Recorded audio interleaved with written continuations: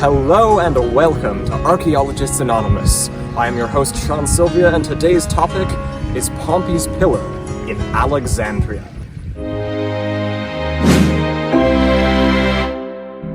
What better place to talk about a giant Roman column than at the National Capitol columns? We'll get more into them later. That's a surprise tool that can help us later. First, let me take you to Alexandria, right on the site of the Serapeum, this giant ancient pagan temple. There was a massive 285-ton column. That's well over 500,000 pounds. It's around 4 times taller than these columns behind me. My boy, my boy, my boy.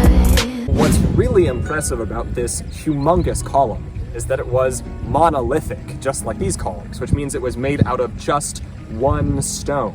These columns behind me are made of sandstone, and that giant column in Egypt was made of granite, which is much harder to carve than sandstone. Pompey's Pillar is an engineering marvel.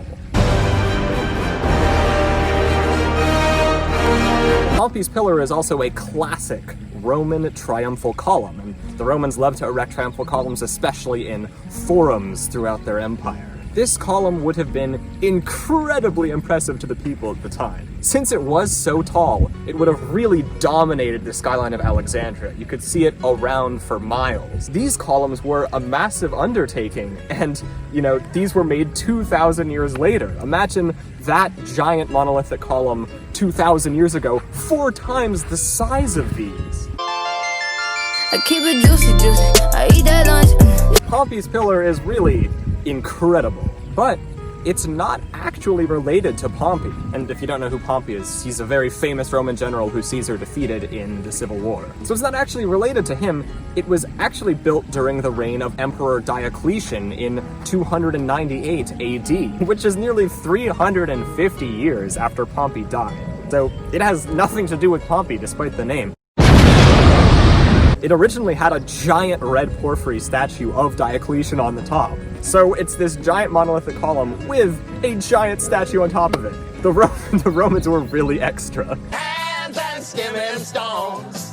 I don't know. So why do we even call it Pompey's Pillar if it was built during the reign of Diocletian? That doesn't make much sense. Well, it's actually because a bunch of crusaders misread the inscription on the pillar. Yeah, crusaders. So a bunch of crusaders showed up in Egypt, hundreds of years after the pillar was put up, and the inscription identifies a man named Publius, who was the governor of Egypt, who built the column in honor of Diocletian. However, a lot of inscriptions are abbreviated. So Publius was abbreviated as P, and all the crusaders had heard, famous stories of Pompey Magnus fighting Julius Caesar. So as soon as they saw a P, they went, that must stand for Pompey, when it in fact stood for this poor guy Publius, who the monument is no longer named after. And interestingly, them misreading it as Pompey led to all sorts of wacky legends. For example, when Caesar showed up in Egypt towards the end of the Civil War, Pompey had fled to Egypt, he found out that people there had actually killed Pompey for him and cut off his head.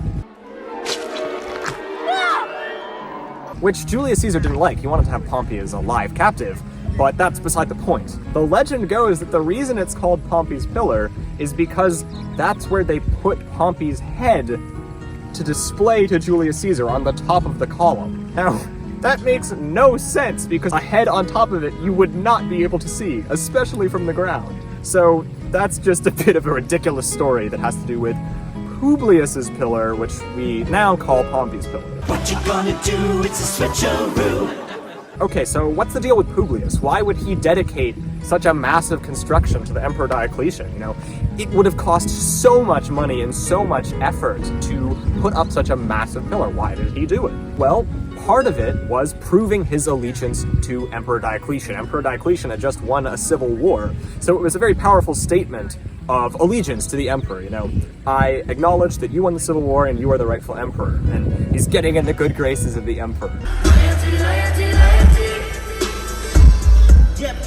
He could also prove his power to locals. The column and the giant red porphyry statue on top of it says to the local people, I have the power to erect this giant monument and get this rich building material. You know, just like I have massive political power over Egypt, I'm demonstrating that through my engineering power, which was something the Romans loved to do symbolically.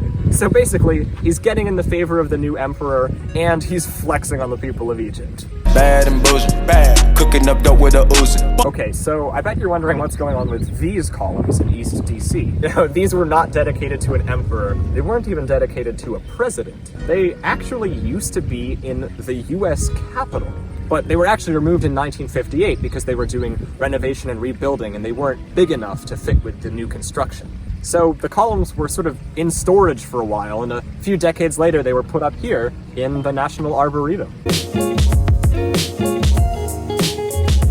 Of course, the similarity between these columns and Roman triumphal columns is not an accident. America frequently calls back to Roman civilization, especially in its federal architectural styles. That man's an imposter!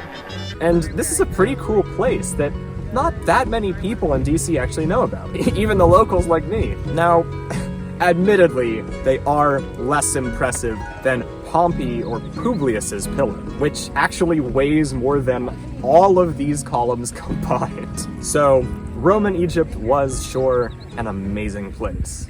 And that is Pompey's/Publius's pillar in Alexandria.